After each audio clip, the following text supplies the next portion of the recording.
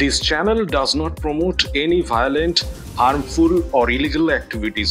All content provided by this channel is meant for an educational purpose only. এই গাড়িটা সকালে সরবেরিয়ার দিক থেকে আসছিল, আস্তে আস্তে আর এই লরিটা মালঞ্চের দিক থেকে আসছিল। আসার পরে দেখলাম অ্যাক্সিডেন্ট হয়েছে, দুজনে মারা গেছে। আর স্পটে দুজনে মারা গেছে, আর একজনকে নিয়ে চলে গেছে। ঠিক আছে, সরবেরিয়া ভোলা ঘোষের গাড়ি এটা। লাগছে জায়গায়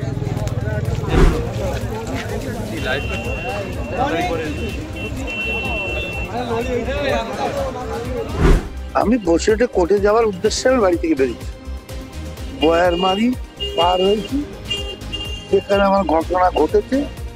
ওই লরিটা সরবেরিয়ার দিকে যাচ্ছিল, আমরা বাংলাদেশের দিকে আসছিলাম, একদম ডাইরেক্ট এসে আমার গাড়ি গ্যাপ আছে। তারপর আমার গাড়ি জলে চলে গেল, অচৈতন্য অবস্থায় আমার লোকজন বার করেছে। এখন এই কথা বলতে পারছি, কিন্তু এটা কি ব্যাপার, কি বৃত্তান্ত নিচ্ছে, প্রশাসন তার তদন্ত করছে, এইটুকু বলবো, আর তো বেশি বলবো না। এটা কি পরিকল্পিত কিছু অনুভব করছি, কিন্তু এটা প্রশাসন সেটা ভালো পরিষ্কার করতে পারবে। ভোলা ঘোষ এবং সত্যজিৎ ঘোষ তার ছোট ছেলে বসিরহাট জেএম সেকেন্ড এডিশনাল কোর্টে হাজিরার জন্য আসছিল। প্রতিমধ্যে বয়ারমারি স্থানে একটা 16 চাকার গাড়ির সঙ্গে তাদের দুর্ঘটনা হয়। ঘটনাস্থলে সত্যজিৎ মারা যায় এবং ভোলা ঘোষের আশঙ্কাজনক অবস্থায় কলকাতায় পিজি হসপিটালে ট্রান্সফার করে নিয়ে যাওয়া হয়েছে। ঘটনাটা হচ্ছে শেখ শাহজাহান এই ভোলা ঘোষের বিরুদ্ধে চেক বাউন্সের কেস করে 138 এটাই অ্যাক্টের, যেটা জিএম ফার্স্ট অ্যাডিশনাল কোর্টে বিচারক খারিজ করে দেন। সেই খারিজের অর্ডারের বিরুদ্ধে শেখ শাহজাহানের উকিলবাবু বা শেখ শাহজাহান সেকেন্ড এডিশনাল সাহেবের ঘরে ক্রিমিনাল ডিভিশনের মামলা করেন। আজকে তার হাজিরার দিন ছিল, সেই হাজিরাতেই ওনারা হাজির দেওয়ার জন্যই বেরিয়েছিলেন। আমার কাছে যতটুকু সংবাদ, ঠিক 9টা সাড়ে 9টার দিকে এই দুর্ঘটনাটি ঘটেছে। এখন এটা দুর্ঘটনা কিনা বলতে পারবো না, না এর পিছনে অন্য কোনো কেউ আছে, সেটা পরবর্তীকালে জানা যাবে। এখানে আমার দ্বারা বলা সম্ভব নয়। দেখুন, এটা একটা নিছক দুর্ঘটনা কিনা তা নিয়ে আমাদের মনে প্রশ্ন আছে। কেন শেখ শাহজাহানের সাক্ষীর গাড়িতেই দুর্ঘটনা ঘটলো? শেখ শাহজাহান জেলে বসে তার কোনো অঙ্গুলি হেলনে এরকম হলো না তো? প্রশ্ন অনেক।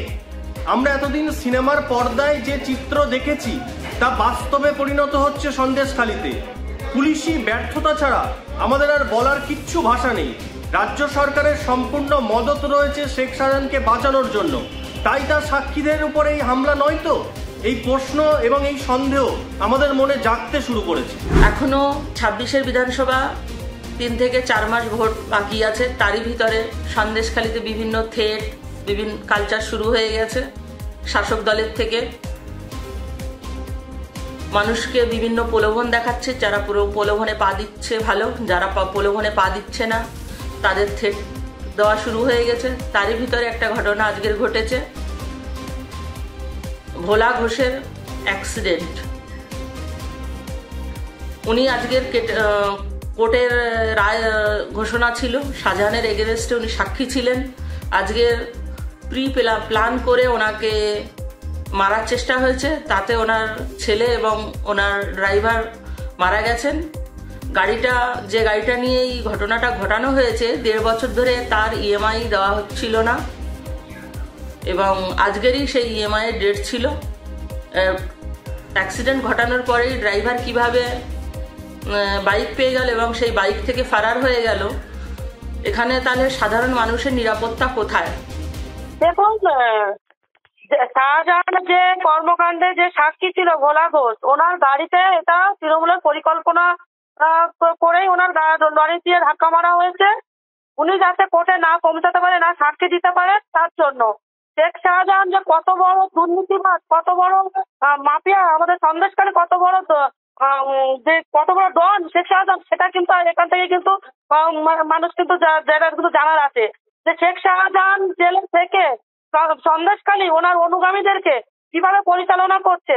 এটাই দেখলেই বোঝা যায়, ওনার গাড়িতে অ্যাক্সিডেন্ট করাটা দেখলেই বোঝা যায় যে শেখ শাহজাহান কিভাবে ওনার এই যত সংখ্যালঘু ওনার অনুগামী আছে সবাইকে কিভাবে কাজ করাচ্ছে সন্দেশখালীতে, যাতে এই আন্দোলনটাকে মুছে দেওয়া যায়। সেই পরিকল্পনা এই তৃণমূল কংগ্রেস শেখ শাহজাহান জেলের থেকে কিভাবে চালিয়ে যাচ্ছে। এই যে সাক্ষীর উপরে হামলা, সাক্ষীর গাড়িতে অ্যাক্সিডেন্ট, এটা কি পরিকল্পনা করে? কি মনে করেন আপনারা? অবশ্যই পরিকল্পনা। নাহলে দেখুন এত ভোলা ঘোষ এতদিন নিশ্চয় রাস্তাঘাটে বেরিয়েছে, তাহলে ভোলা ঘোষের উপরে আক্রমণ হয়নি কেন?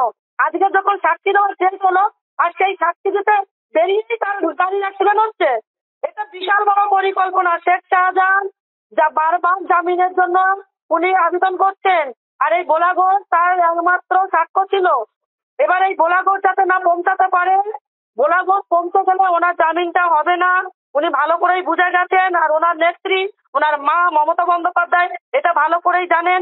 এই আন্দোলনটাকে বন্ধ করতে গেলে ভোলা ঘোষ সহ আন্দোলনকারী এদের মুখ কিভাবে বন্ধ করতে হয় এরকম ভাবে পরিকল্পনা করে এই তৃণমূল কংগ্রেসের নেত্রী মমতা বন্দ্যোপাধ্যায় পরিকল্পনা করে এদেরকে অ্যাক্সিডেন্ট করাচ্ছে, এদের মারার পরিকল্পনা করছে, এদের জীবন নিয়ে তিনিমিনি খেলছে।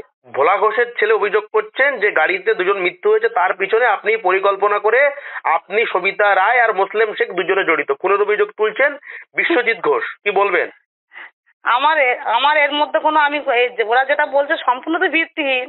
আমি একটা মহিলা, আমি কি করে গাড়ি সরালো, অ্যাক্সিডেন্ট একটা মর্মান্তিক ঘটনাটা বেদনাদায়ক। আমি দুবার গেছিলাম তার বাড়িতে সকাল থেকে, আমি আজকে অফিসেও যাইনি এটার জন্য। সত্যিকার খুব খারাপ লাগছে এটা শুনে। কিন্তু যেটা বলছে অভিযোগ করছে এটা পুরো ভিত্তিহীন।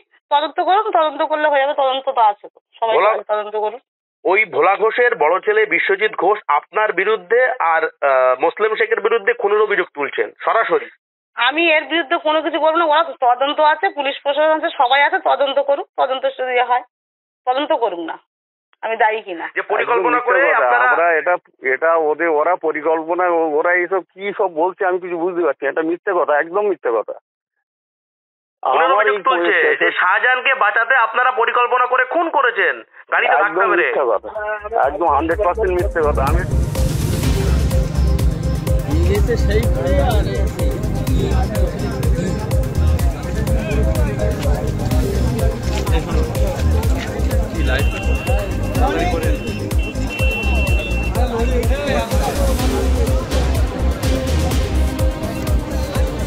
আমাদের ভিডিও ভালো লাগলে লাইক এবং শেয়ার করুন। কমেন্ট সেকশনে গিয়ে জানান আপনাদের মতামত। আরও ভিডিও পেতে আমাদের চ্যানেল সাবস্ক্রাইব করুন এবং প্রতি মুহূর্তে খবরের আপডেট পেতে প্রেস করুন বেল আইকন।